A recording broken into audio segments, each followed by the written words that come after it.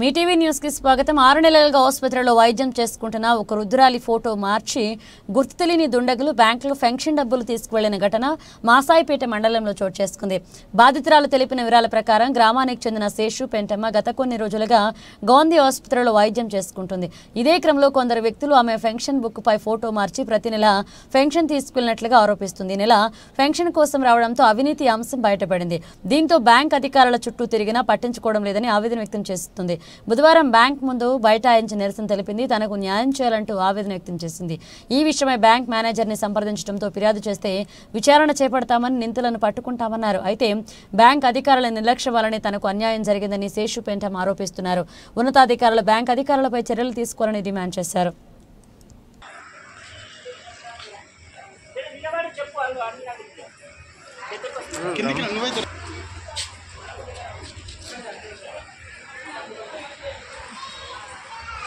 అన్ని తీసుకొని అవన్నీ ఇంటికే తీసుకుపోయి నా పేరు మీద ఫోటో తీసేసి వీడికి వచ్చి తీసుకుపోయిందట.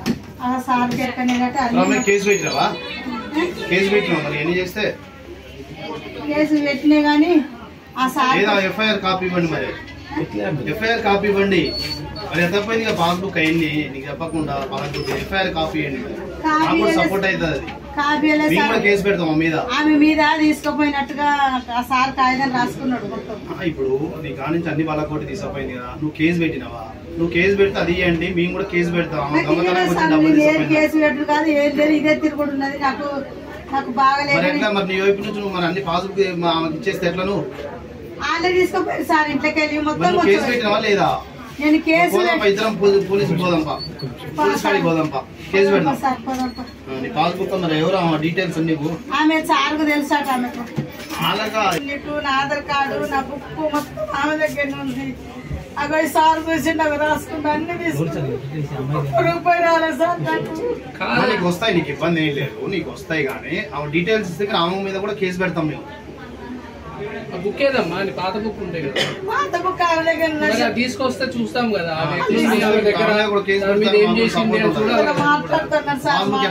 పెడతాం. మా దగ్గరకు వచ్చి దొంగతనం తీసుకురమ్మనండి. ఎవరు తీసుకొస్తే మీరే అన్నారు, ఆమెనే ఒప్పుకుంటలేదంటే ఇప్పుడు మీ ముందే చెప్తుంది. అదే అది వదిలిపెట్టండి, ఫోటో వదిలిపెట్టండి. ఫోటో అట్లా తీస్తారు. సిబిఎస్ లో ఫోటో తీసుకోవచ్చు కదా. మా కంప్యూటర్ ఫోటో మీకు ఎట్లా ఇస్తాం? మాట్లాడే మీ హెడ్ ఆఫీస్ నుంచి మీకు ఉందా? ఏంటిది ప్రోటోకాల్ ఉందా? చూపించండి. కస్టమర్ లేంది కస్టమర్ ఎందుకు చూపించారు? అడ్రస్ చూపిస్తాం, అది చూపియం. అరే మీరు వినండి, ఖాతా డబ్బులు కావాలంటే మేము ఇస్తాం. ఒక డబ్బులు మా సైడ్ మిస్టేక్ ఎట్లుంటుంది మీ దగ్గర?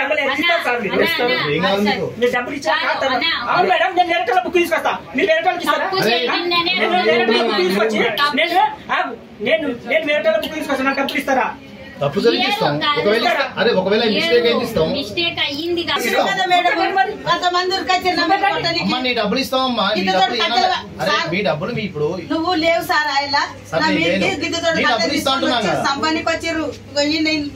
అది మాకు తెలియదమ్మా, అది మాకు సంబంధం లేదు. లేవు, మాకు సంబంధం లేదు. మేడం నా కడుపు కత్తితే కానీ వెరిఫికేషన్ చేసుకుంటాం. మా సైడ్ ఏమైనా తప్పు ఉంటే మీరు వెరిఫికేషన్ చేసుకుంటాం. ఎలా అంటారు మీ తప్పని? ఇప్పుడే చెప్పారు చేసుకుంటాం. తప్పు జరిగింది మేము ఇస్తామని. ఎలా ఇస్తారు మీరు? అరే ఎవరు తప్పు చేసారో వాళ్ళ కాంచి రికవరీ చేస్తాం మేము, ఇన్వెస్టిగేషన్ చేసి. ఒక లోన్ కావాలంటే ఎవరు తప్పు చేశారో మేము ఇన్వెస్టిగేషన్ చేస్తాం. ఇన్వెస్టిగేషన్ చేసి ఆ వ్యక్తి నుంచి మేము వసూలు చేస్తాం. మా బాధ్యత అది. అట్ట కాదు సార్, ఇప్పుడు ఈమె బుక్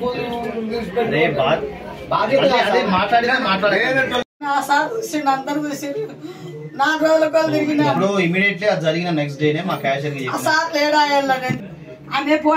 అనవసరం లేదు. ప్రతిదీ నా దగ్గరికి ఎందుకు వస్తుంది? మేనేజర్ ఆమె ఫోటో తీసేసి బయట ఆటోలో కూర్చొని నాకు నడవస్తలేదని వేరేటోళ్ళతో రాపిచ్చి తీసుకుపోయింది సార్. నేను 4 సార్లు వచ్చిన, నీకు ఇచ్చి వేరేటోళ్ళు వచ్చి చెప్పిన సార్.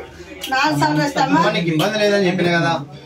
నీకు అన్ని ఎవరు ఏం చేశారు అన్ని చేసి మీ కేసు పెడతాం, పోలీస్ కేసు పెడతాం. అన్ని అయిన తర్వాత నీ ఇబ్బంది ఉండదు.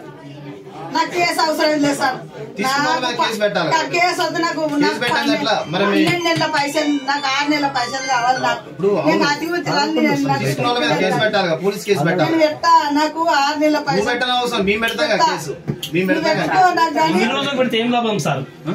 ఎన్ని రోజులకు పెడితే ఇప్పుడు ఆమె ఎన్ని రోజులు 5 నెలల నుంచి 5 months నుంచి మాకు తెలిసింది మొన్ననే కదా. 18 రోజులు అవుతుంది. మొన్ననే కాబట్టి మేము 18 రోజులని వాళ్ళు అంటారు, 5 రోజులని మీరు అంటారు.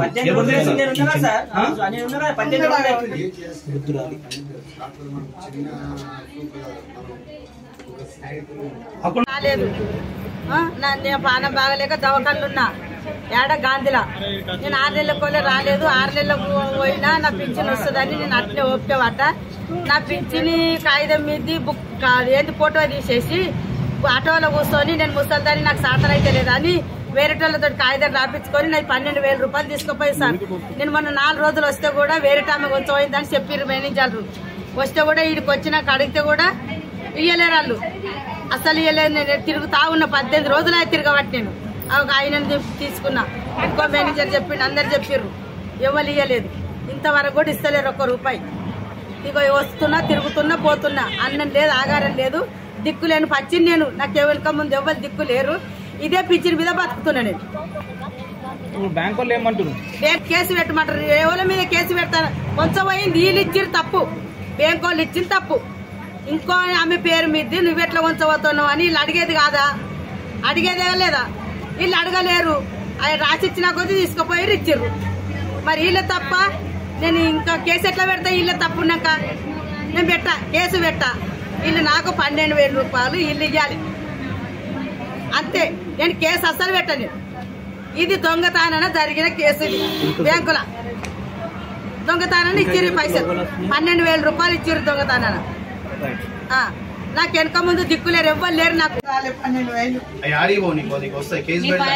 ఇబ్బంది కాదు. బుక్ ఇప్పించుకున్నా ఇంకా చూస్తాం మేము. ఇస్తలేదు కదా మేడం. ఎందుకు కేసు పెట్టట్లేను? నాకు వెనక ముందు ఎవరు దిక్కులేరు సార్. అట్లా కాదమ్మా, మరి నువ్వు ఎత్తపోయింది కదా, కేసు పెట్టొచ్చు కదా. నాకు దోయక నేను ఎటు పోలే సార్. ఎవరో మాకు ఆధార్ కార్డు అని మేము పోదాంపా, మరి పోలీస్ స్టేషన్ పోదాంపా. ఆధార్ కార్డు ఆమె దగ్గర ఉంది, అన్ని ఆమె దగ్గర ఉన్నాయి. రాజమ్మ ఆధార్ కార్డు, బంగ్లాకారు రాజమ్మ ఆధార్ కార్డు ఉందా?